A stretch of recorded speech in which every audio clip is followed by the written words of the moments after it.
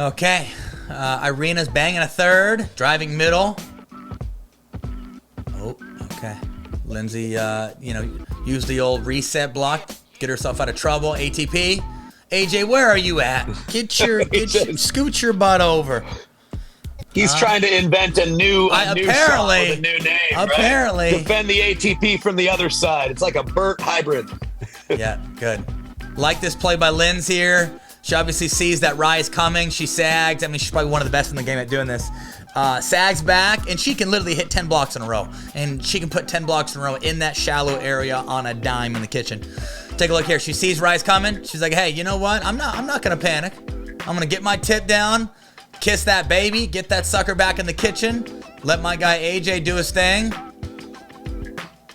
And I love Tyson. I love how she's well off the line, and not crowding AJ, giving him free roam to kind of be as aggressive as he wants. If she's right connected to him laterally, he's going to feel like he can only go so far. By her taking a step back, gives her more time to defend, but also gives him free roam to be as aggressive as he feels he needs to be.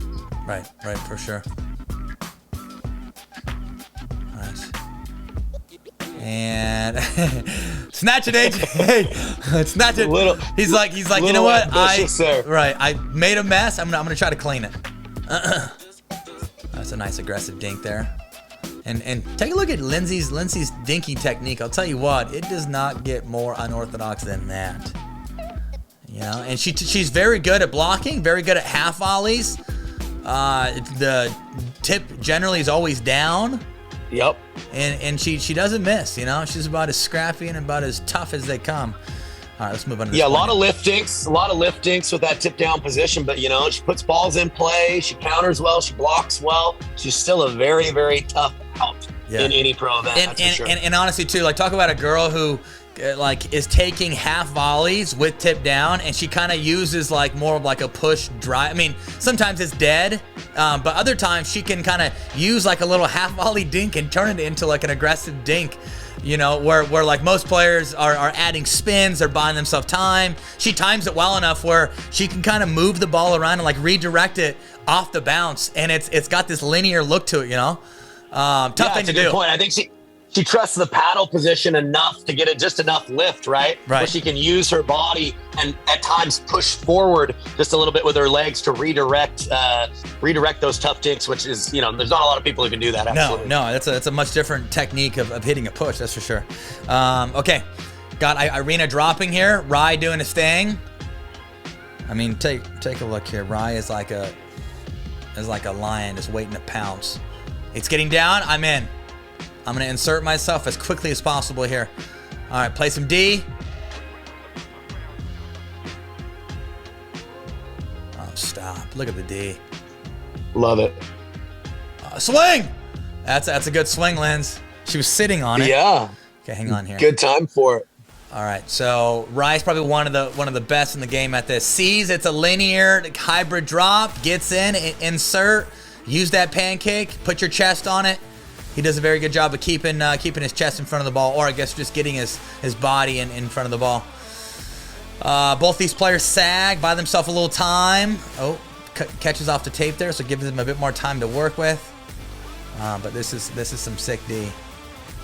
And throw it up again. Saw this multiple times at the Masters as well. I mean, defense is only getting better.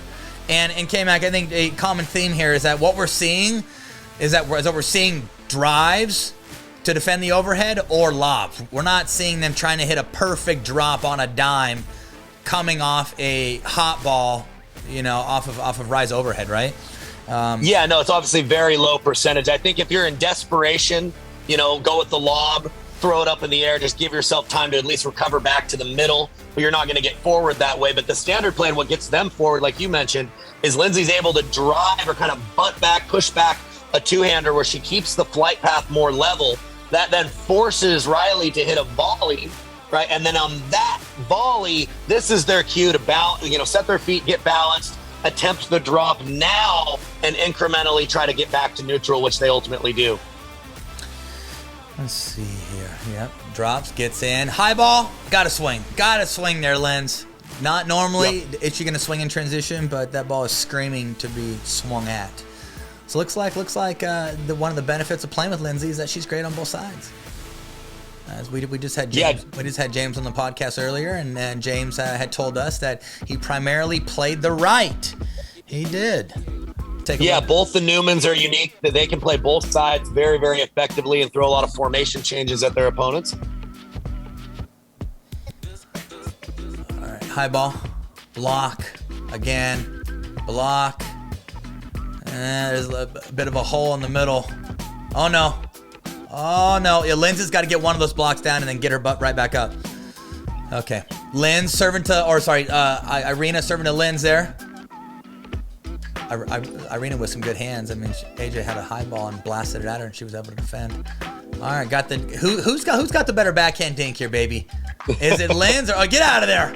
Oh no, he tried to go right at him. I think they were playing for a blizzard right there. Playing for a bleezy. High ball. Blizzard was on the line.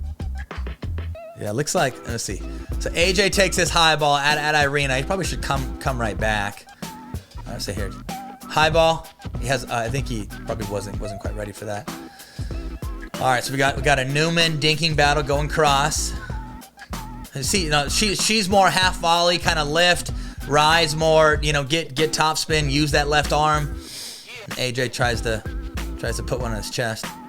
Yeah, I think AJ thought that Riley was still in the kitchen, thought that if he could kind of disguise it and just shove it right into him, he wouldn't be able to get reestablished. But when a ball's shallow like that, is when we talk about defensive dinking, when you can get it shallow and closer to the net, it's a much tougher proposition to be able to speed up off the bounce. It just kind of changes the angle and the geometry to be able to do that effectively.